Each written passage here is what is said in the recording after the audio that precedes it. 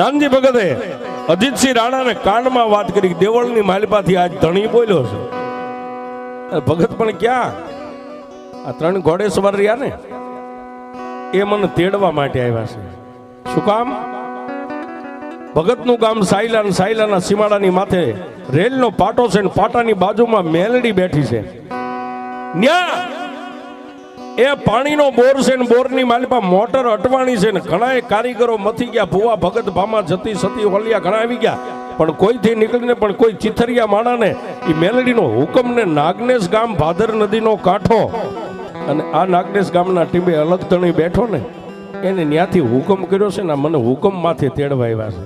હા, અને તેથી અજીતસિંહ રાણાને મારો હિન્દવો ધણી એને પણ મગજમાં બેહી ગયો છે સાહેબ. તેથી એને કીધું ભગત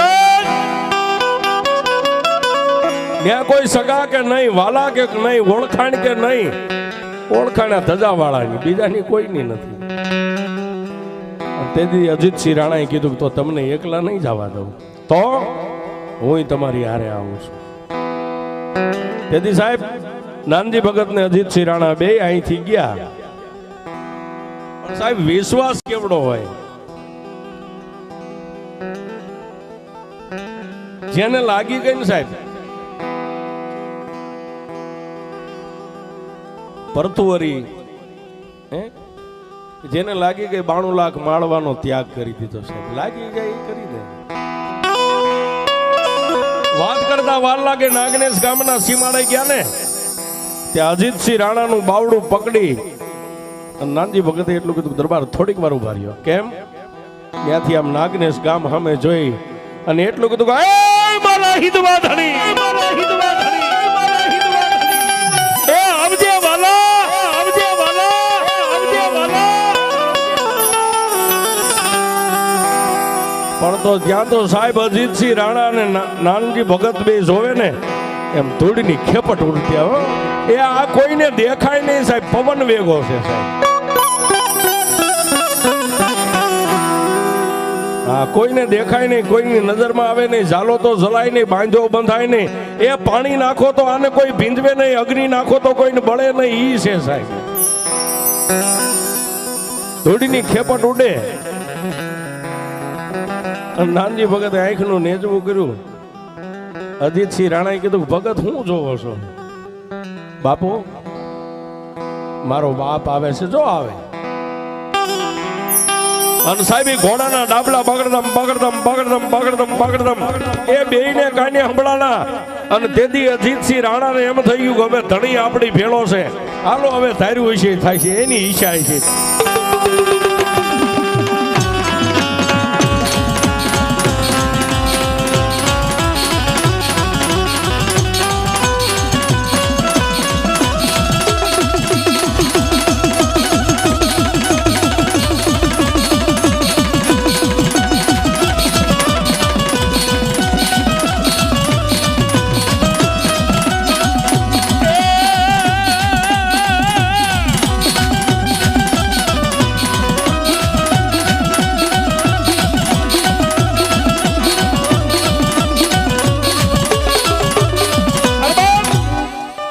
અને વાત કરતા વાર લાગે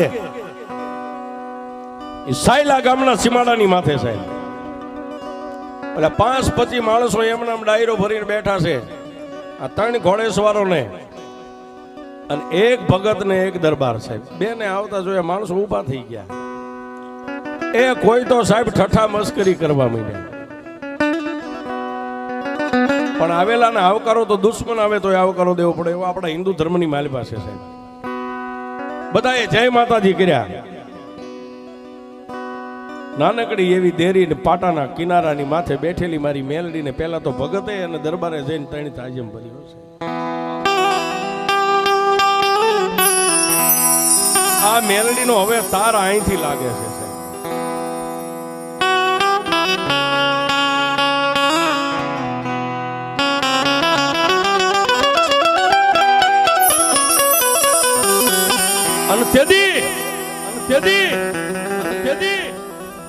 ભગતે અને દરબારે સાહેબ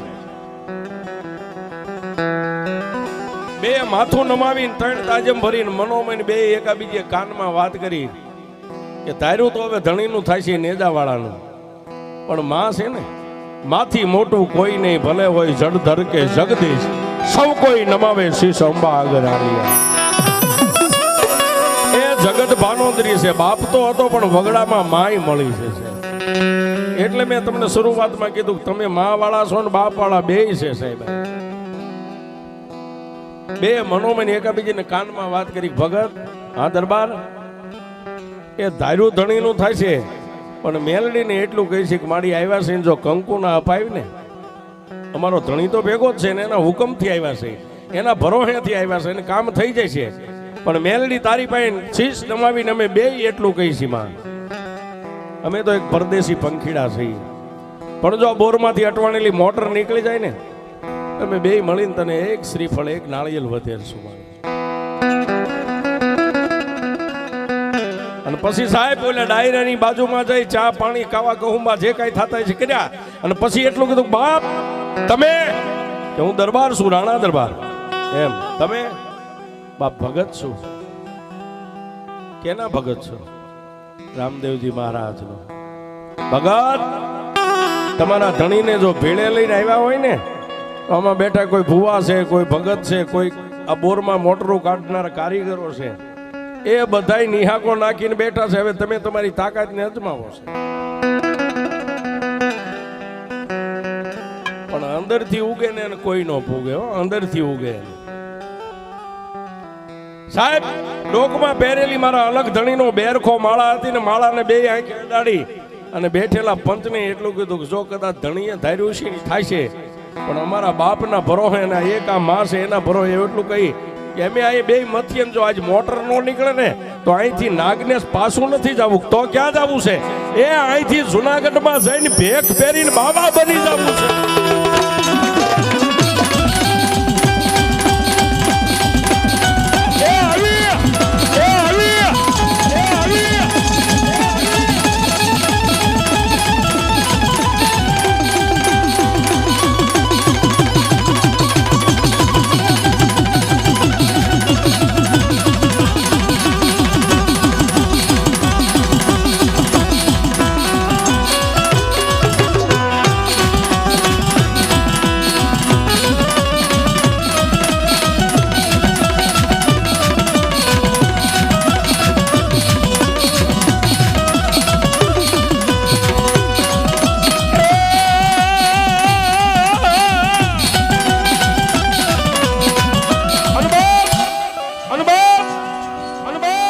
સાહેબ ડાયરા વચ્ચે બોલતા તો ભગત થી બોલાઈ ગયો,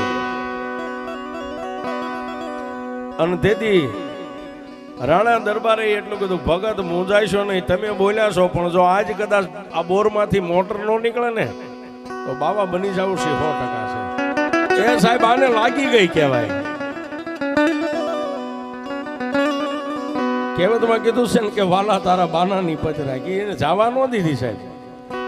જે કાંઈ કલાક 2 કલાક બેઠાય છે, મોટર તો બહાર નીકળી ગઈ સાહેબ, પણ વગડાની માલિપા શ્રીફળ ન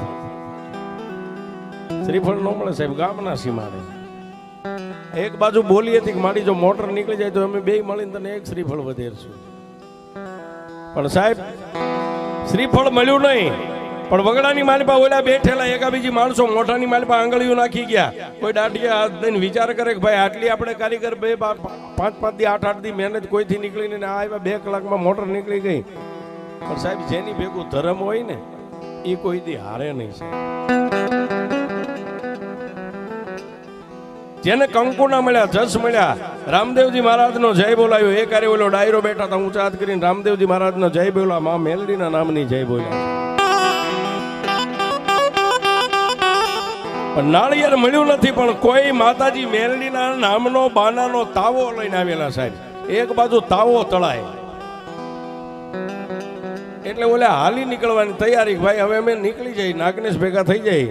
માં ભગવતીએ અમારું બાનું રાખ્યું, અમારા અલગ ધણીએ બાનું રાખ્યું, બાનાની પચ ગઈ નહીં.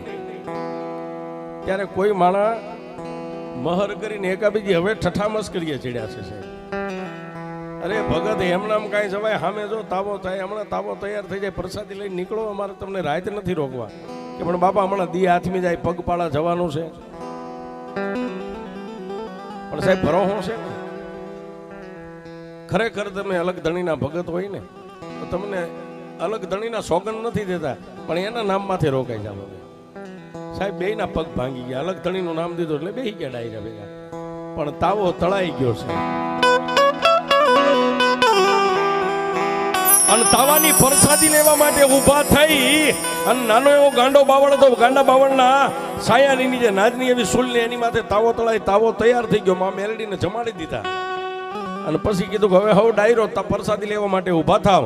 એટલે જે તાવો કરતા એકા બીજી બે પાંચ માણસો આમાંથી નહીં એમાં પડ્યા.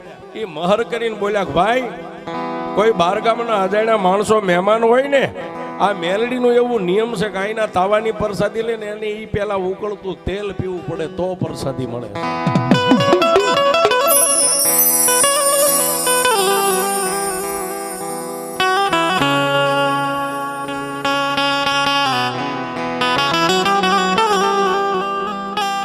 સાહેબ માણા એમ કે ધોળા દીએ તારોડિયા દેખાય, આ દેખાય. કહેવત છે કે ધોળા દીએ તારોડિયા દેખાય, દેખાય સાહેબ. હવે પ્રસાદી લેવી ભાગીને વીયો આવો. ફરી વાર બોલ્યા કે ભાઈ આમાં કોઈ બારગામ ના હોય તો કાન ખોલીને સાંભળજો.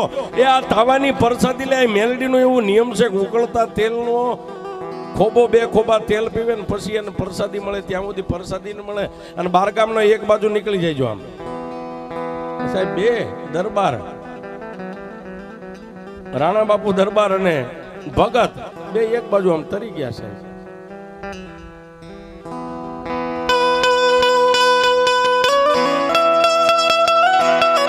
અને તેથી સાહેબ ભગતે માં મેલડીની દેરી સામે જોઈને એટલું કીધું કે બસ માં પારકા ગામના સીમાડે લાવીને છેતરવા બેઠી.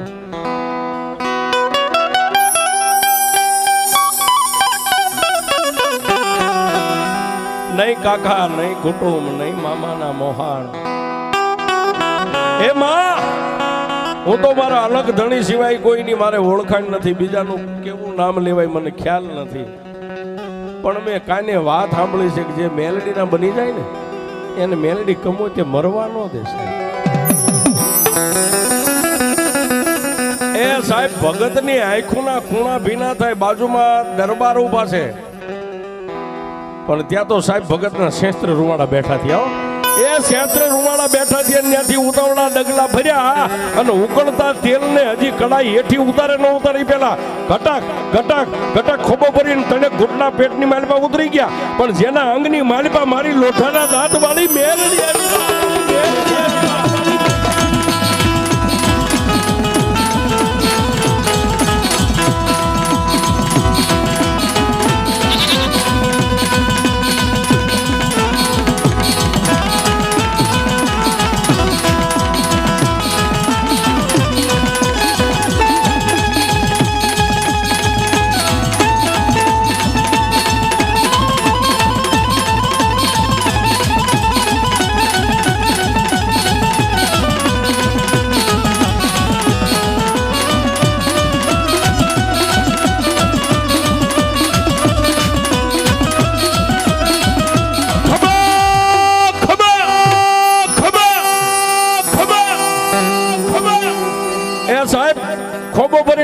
ઘૂંટના પેટની માલપા ઉકળતું તેલ ઘટક ઘટક ઘટક ઉતરી ગયું અને શસ્ત્રે રૂમાડા ભગતના ઉભા થઈ ગયા. જેના અંગની માલપા કોઠાની માલપા મા ભગવતી મેલડીનું અવતરણ કહેતા હોતાર આવ્યો.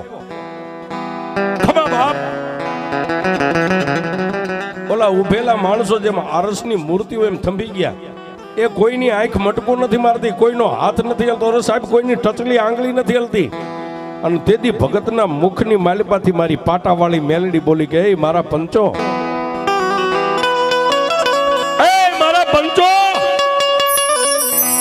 એ તમે તો કદાચ મારા છો, રાજ્ય કદાચ મારી સેવા પૂજા હંજવારી પોતું કરતા છો, પણ બાર ગામથી જે મારો બનીને આવે ને જો પારકા ગામના સીમાડે અને વ્રત કુવામાં ઉતારીને જો વ્રત વાઢું ને એ તો દુનિયામાં મને મેલડીને દેવ નહીં, કોઈ દુનિયા ડાકણ કહેવાય. પણ સાહેબ માણસ ઓળખી જાય કે 100% ખોડિયાની માલિપા દેવ છે. ભગતનો ચહેરો બદલાઈ ગયો, વાળ મોરલો ખળા કરે એમ ઊભા થઈ ગયા. ઓલા લાકડી ઉપર એમ પગની માલિપા પડીને કીધું કે હે દયાના સાગર, હે લોઢાના દાંતવાળી, હે કોડા કંડિયાની કાળી નાગણી, હે કળયુગના રાજા મેલડી, અમને માફ કરી દે માડી. આ ભૂલ કરી એવી હવે કોઈ દી નહીં કરી. અને તેથી અજીતસિંહ રાણાની સામે જોઈ અને મારી શાયર પેટવાળી માં મેલડી એટલું બોલી કે રાણા રાણા મારી મેલડીનો હુકમ છે, ભર તેલનો ખોબો ને પી જા બાપ. જો તારા રૂવાડાની માથે કાળો ડાઘ પડવા દઉં ને એ તો હું પાટે મેલડીનો બેઠી હોય.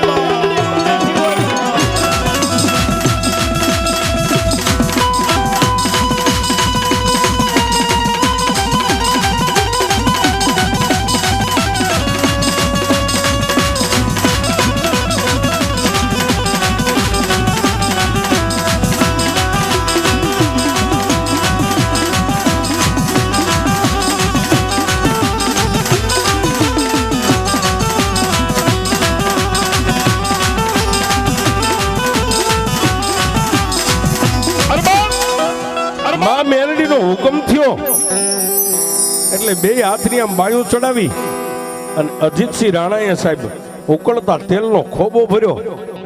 પણ હાથની માલપા ઉકળતું તેલ પણ હિમાલયના પાણી જેવું જેને ટાટું લાગ્યું. અને જેમ ભગતે પીધું એમ 3 ઘૂંટડા કટક કટક કટક. પણ ત્યાં તો એ શેસ્ત્ર રૂવાડે ભગતને ખોળીએ મારી મેલડી રમે અને એને રાણાની માથે હાથ મેકીને એટલું કીધું દરબાર આજુ પાટાવાળી મેલડી શું, જો કદાચ બે મારા બની ગયા હોય ને હે તો હું મેલડી તમારી બની જાઉં. એ દરબાર હવે લેતો જા નાગને સુધી મારે મેલડીને આપવું છે.